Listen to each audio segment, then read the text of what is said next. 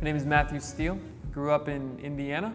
I think my work has discussed a lot of things over the years. There's a common thread in this language of industry, this language of infrastructure, architecture.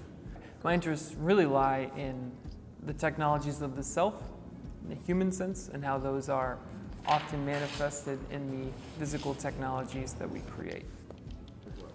So when I see a large industrial structure, I think about the means that it took to put this together and this collective idea that speaks to who we are and what we need and what we want.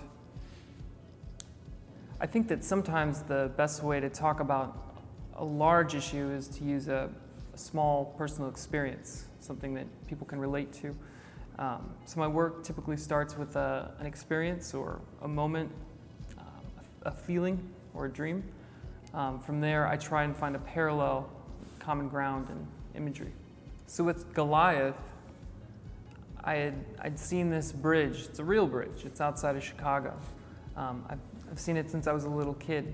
And on top of this enormous bridge, there's a house, tiny house, which I've since learned is to move the crew from one side to the other. But as a child, it just seems like someone lives there. And it's taken me a number of years to finally understand that it's a perfect analogy for how I feel in a city.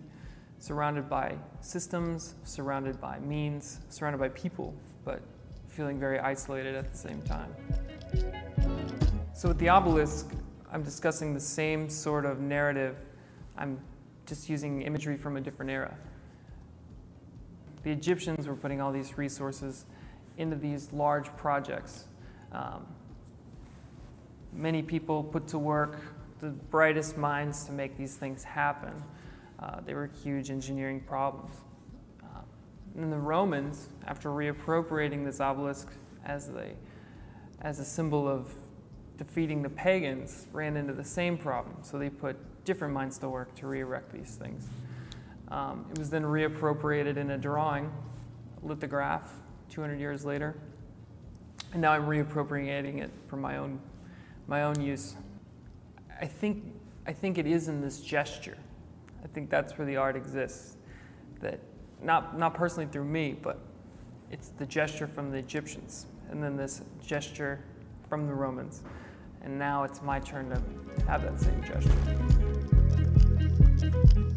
What's been really great about the McColl Center is it's given me this opportunity to just sort of pause the real world, focus on my work, focus on my needs as an artist, hone my craft, make my process more sustainable to get to that next step.